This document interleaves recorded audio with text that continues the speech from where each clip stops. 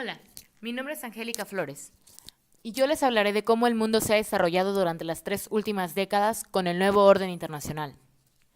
Después de la caída del muro de Berlín en 1989 y con ella la división existente en Alemania, el mundo parecía reorganizarse una vez más. La bipolaridad establecida durante los años siguientes a la Segunda Guerra Mundial comenzaba a desaparecer con la continua decadencia del bloque socialista, producido por una mala gestión económica condenada por el excesivo gasto militar de la Unión durante la Guerra Fría frente al bloque capitalista. Que a pesar de los esfuerzos reformistas de Gorbachev, la economía soviética continuaba su proceso de decadencia y los países del bloque comunista comenzaron a manifestar su descontento, derivando en una serie de movimientos sociales que pronto se tornarían en revoluciones y causarían la independencia de muchas regiones de este bloque, culminando así con la caída de la URSS en 1991. Así, nos enfrentamos una vez más a una época de cambios en el panorama mundial. Los socialistas habían perdido y el capitalismo iba en ascenso a escala mundial, lo que moldearía al mundo durante las siguientes décadas y encaminaría al mundo a una nueva era, una de unipolaridad.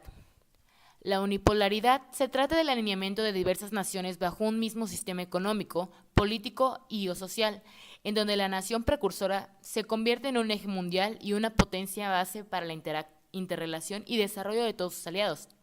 En este caso, sería la mayoría de los países de Oriente. Y la potencia sería Estados Unidos.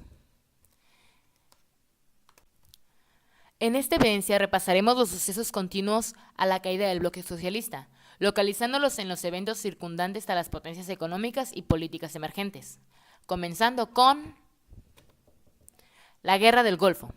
La Guerra del Golfo, que inició el 2 de agosto de 1990 y culminó el 28 de febrero de 1991, fue un conflicto bélico librado por una fuerza de coalición autorizada por las Naciones Unidas, compuesta por 34 países y liderada por Estados Unidos, contra la República de Irak en respuesta a la invasión y anexión iraquí del estado de Kuwait.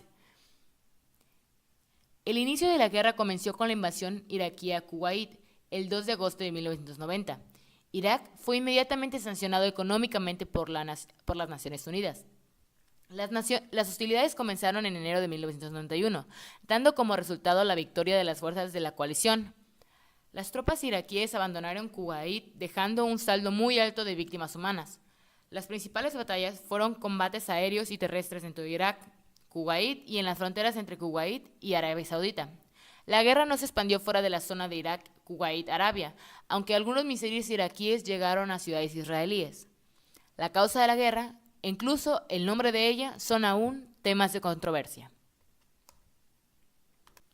Suceso número 2. La creación de la Unión Europea. En un panorama de guerras y nuevas alianzas, la Unión Europea, UE, es una comunidad política de derecho inclasificable o única de organización internacional nacida como una forma de fortalecer y beneficiar a las naciones europeas, propiciando y acogiendo la integración y gobernanza en común de los estados y los pueblos de Europa. Está compuesta por 28 estados europeos y fue establecida con la entrada en vigor del Tratado de la Unión Europea, TUE, el 1 de noviembre de 1993. La superestructura, Unión Europea, se fundaba sobre las 3 comunidades europeas preexistentes: la Comunidad Europea del Carbón y del Acero, CECA, la Comunidad Europea de la Energía Atómica, Euratom, y la Comunidad Económica Europea, CEE o CE, y les añadía la política exterior común y la cooperación judicial y policial, formando un sistema complejo conocido como los 3 pilares. Sin embargo, con la entrada en vigor el 1 de diciembre del 2009 del Tratado de Lisboa, la Unión Europea sucedió por completo, aunque con ciertas particularidades, a las comunidades europeas y asumió con ellas su personalidad jurídica única como sujeto de derecho internacional. Ahora, Estados Unidos no se podía quedar atrás y entonces empiezan los trámites desde 1990 del Telecán.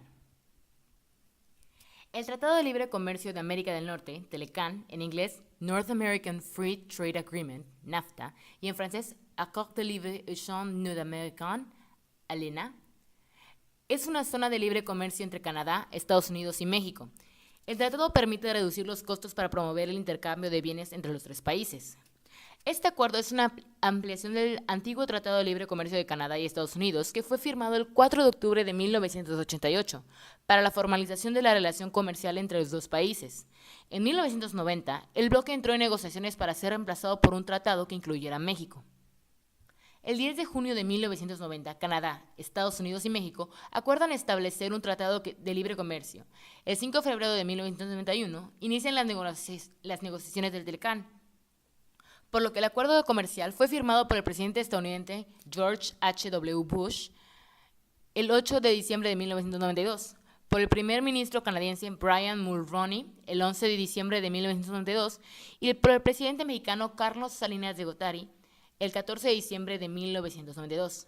Asimismo, los tres países lo firmaron el 17 de diciembre de 1992 y entró en vigencia a partir del 1 de enero del 94. Cuando se cumplió con el procedimiento de ratificación por parte del Poder Legislativo de cada país que lo suscribió. A diferencia de la Unión Europea, el TELECAN no crea un conjunto de organismos gubernamentales supranacionales ni crea un cuerpo de leyes por encima de las leyes nacionales de cada país. El TELECAN es un tratado en virtud del derecho internacional. Bajo las leyes de los Estados Unidos se clasifica como un acuerdo ejecutivo del Congreso, lo que refleja un sentido